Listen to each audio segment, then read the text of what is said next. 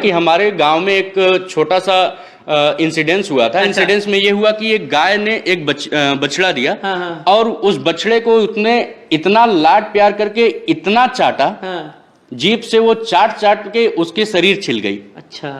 तो लोगों ने उसका बड़ा शोर किया, तमाशा हुआ कि देखो ऐसा हुआ, लेकिन हमने उससे एक सीख ली कि वो प्यार करने के चक्कर में अपने बछड़े के शरीर को ही छिल डाल रही है। ये पंजाब में किस हिसाब से बच्चे हमारी कैरियर गाइडेंस को सुनने के लिए ये तपती धूप में खड़े हैं। अच्छा। और हम भी इस धूप में खड़े होकर इन बच्चों को सिर्फ ये बताना चाहते हैं कि तुम आगे ऐसा क्या कर लो जिससे तुमको एक बेहतर शिक्षा का वो मिल जाए। जी, तो ये सारी पिक्चर्स सर हमारी कहीं ना कहीं वो सारी पिक्चर्स जो है वो सरबजीत जी हैं। अच्छा, ये जनरल सेक्रेटरी ऑफ पंजाब। ये सारे तो आपके क्षेत्रीय लोग ही हैं जिनको आप पहचानते होंगे। अच्छा। तो ये कहीं ना कहीं सामाजिक चित्र अच्छा सर, वहां पे एक चीज लिखी थी, अपनी मर्जी से बेहतर कोर्स चुनेंगे और देश के किसी भी राज्य में पढ़ने की आजादी। मैं आपसे जानना चाहता हूं, आप एक युवा हैं, एक युवा कहीं ना कहीं इस देश का भविष्य होता है।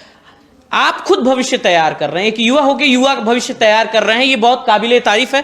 थोड़ा सा वहां चलते हैं, क्योंकि यहाँ पे कैमरा पर्सन यहाँ दिखाइए कि अपनी मर्जी से बेहतर कोर्स चुनने और देश के किसी भी राज्य में पढ़ने की आजादी, ये थोड़ा सा आप समझाएंगे तो अच्छा रहेगा सर। जी, बच्चों की जब काउंसलिंग होती है जी, तो हमने बच्चों को बताना होता है कि देखो अगर तुम्हें तकनीकी शिक्षाओं के में अपनी रुचि दिखानी है या तुम्हें पैरामेडिकल क्षेत्रों में अपनी रुचि दिखानी हो, तो तुम्हें सबसे पहले माइंड से ये कॉन्सेप्ट खत्म करना पड़ेगा कि हमको जो कॉलेज चाहिए वो हमारे गांव के घर में चाहिए या मौसी के रिश्तेदार के घर में चाहिए। हमें सबसे पहले ये चाहिए कि हम अपने जीवन के 4 सालों को ऐसी जगह व्यतीत करें या ऐसे राज्य, ऐसे प्रदेश, ऐसी कॉलेज में व्यतीत करें जहां से हम 4 साल में शिक्षा लेके निकले तो हम पूरे देश में अपना नाम या अपने क्षेत्र में अपना नाम रोशन कर सकें। जिस तरीके से आपने बताया सर, हमें वैदिक काल का याद है। वैदिक काल में एक हमारे मतलब जो एजुकेशन पॉलिसी होती थी उसमें हमें दूसरे जगह पे जाना पड़ता था, वहां पे शिक्षा वहां पे रह के, भले आप किसी भी, तो यही कॉन्सेप्ट आप लोग ये सोच रहे हैं पूरी। देखिए अभी आपको यहाँ कुछ तस्वीरें दिखेंगी। अच्छा।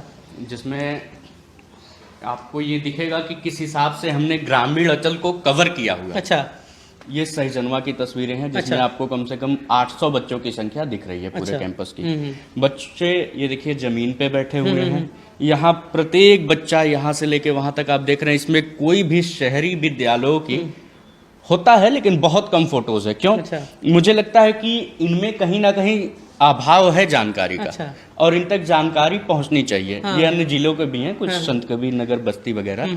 तो सबसे पहले तो अगर बच्चा हमसे जुड़ना चाहता हो तो YouTube के माध्यम से, Facebook के माध्यम से, Google के माध्यम से वो हमसे अपनी क्वेरीज छोड़ सकता है। पूर्वांचल एजुकेशनल ट्रस्ट नाम से हमारा YouTube का चैनल है। अच्छा। बच्चा कमेंट के माध्यम से छोड़ दे। हमारी टीम निरंतर लगी हुई है ऐसे बच्चों को फिल्टर करने में। उन्हें हम 24 आवर के अंदर कॉपरेट करके बाई हेल्पलाइन नंबर के द्वारा कॉल करा के सारी जानकारी प्रोवाइड करवा देते हैं। वो बच्चा ऑनलाइन पोर्टल पे ही, हमारा रजिस्ट्रेशन भी है, फॉर्म भी है, वो ऑनलाइन पोर्टल सब कुछ ऑनलाइन है। वो ऑनलाइन के जरिए हमारी एक एक एक्टिविटीज को देख सकता है कि आज आपने दस्तक न्यूज ने हमारी कवरेज की तो कल हम क्या कर रहे हैं या कल हमने क्या किया था। जी। बच्चों की बात रही, कुछ अच्छे ऐसे बच्चे भी दिख रहे हैं जो बहुत सा छोटे लग रहे हैं मुझे। क्या ये छोटे बच्चों के लिए भी ऐसे कुछ है या सिर्फ बड़े जो मतलब 10th या 12th पास है उनके लिए कुछ? देखिए कहीं ना कहीं मेरा मानना है कि अगर एक बच्चा और उसका गार्जियन, अच्छा सबसे पहले उसका गार्जियन, अगर उसका गार्जियन ना सिर्फ फीस से मतलब रखता हो बल्कि उस बच्चे के मैनर, डिसिप्लिन और उसके रहन सहन को भी ध्यान में रखता हो तो वो बच्चा 8th तक इस काबिल है, वो गार्जियन इस काबिल है कि उस बच्चे को बिल्कुल सही तरीके से कैरियर की गाइडेंस दे सकता है कि तुमको क्या करना है, क्या नहीं करना है। क्योंकि कहीं ना कहीं 8th क्या 12th तक भी बच्चे गार्जियन की निगरानी में होते हैं। गार्जियन के मन में ये भावना आ जाती है कि ये बच्चा अब 8th पास कर लिया, अब ये बड़ा हो गया। वो बड़ा नहीं हुआ है, वो बड़े समाज में चला गया। तो जिस दिन गार्जियन अपनी ये गलतफहमी दूर कर लेगा कि मेरा बच्चा बड़ा हो गया है और जिस दिन वो उसको समझाना छोड़ देगा कि देखो तुम ये बड़ों वाली हरकतें मत करो, ये छोटी वाली हरकत में तुम अच्छे लगते हो, उस दिन वो बच्चा सही है। 8th के बच्चों को हमने कभी करियर गाइडेंस काउंसलिंग नहीं दी। जब 8th के बच्चे की कोई दिक्कत आई हमने डायरेक्ट गार्जियन से मिला। हमने कहा कि यार तुम्हारा बच्चा 8th क्लास में है, वो कैसे तुमसे तेज हो गया? वो कैसे तुमसे तेज हो गया। ये वही हाल है कि हमारे गांव में एक छोटा सा इंसिडेंस हुआ था। इंसिडेंस में ये हुआ कि एक गाय ने एक बछड़ा दिया और उस बछड़े को इतना लाड प्यार करके इतना चाटा, जीभ से वो चाट के उसके शरीर छिल गई। अच्छा। तो लोगों ने उसका बड़ा शोर किया, तमाशा हुआ कि देखो ऐसा हुआ, लेकिन हमने उससे एक सीख ली कि वो प्यार करने के चक्कर में अपने बछड़े के शरीर को ही छिल डाल रही है। इसे आप अपनी मतलब कहीं ना कहीं आप जीवन से जोड़ रहे हैं इसे, कि जिस तरीके से तमाम पेरेंट्स होते हैं, तमाम माता पिता होते हैं, कहीं ना कहीं अपने लाड की दुलार में उसे बाहर नहीं निकल देते थे, जिसकी वजह से बच्चे भंवर में फंस जाते हैं। में फंसे हैं। अच्छा। तो आप खुद समझिए कि गाय जो बहुत ज्यादा प्यार कर रही है और वो गाय के जगह पे एक गार्जियन को करे और बछड़े के जगह पे एक बच्चे को करे। बच्चा किसी चीज की डिमांड करता है जो उसकी आवश्यकता के लिए नहीं है। अब 8th का बच्चा कहे कि मुझे एंड्रॉइड फोन चाहिए जिसमें 24 घंटे मुझे पबजी गेम खेलना। अच्छा। तो वो इसकी नीड नहीं है।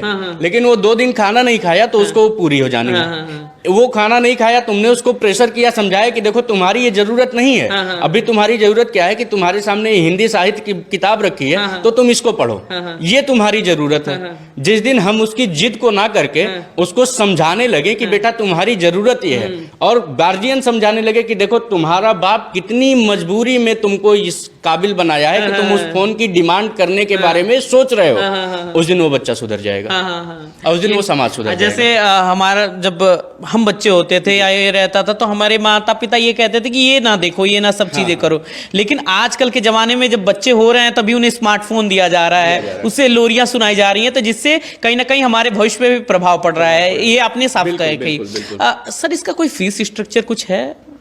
सर फीस स्ट्रक्चर की जहां तक बात करें तो जो बच्चे, हमारी कुछ कैटेगरीज डिवाइड की गई हैं कि ये बच्चा अगर इसके अंतर्गत आता है जी, तो उन बच्चों को हम कोशिश करते हैं कि उनको मुफ्त शिक्षा मुहैया कराई जाए।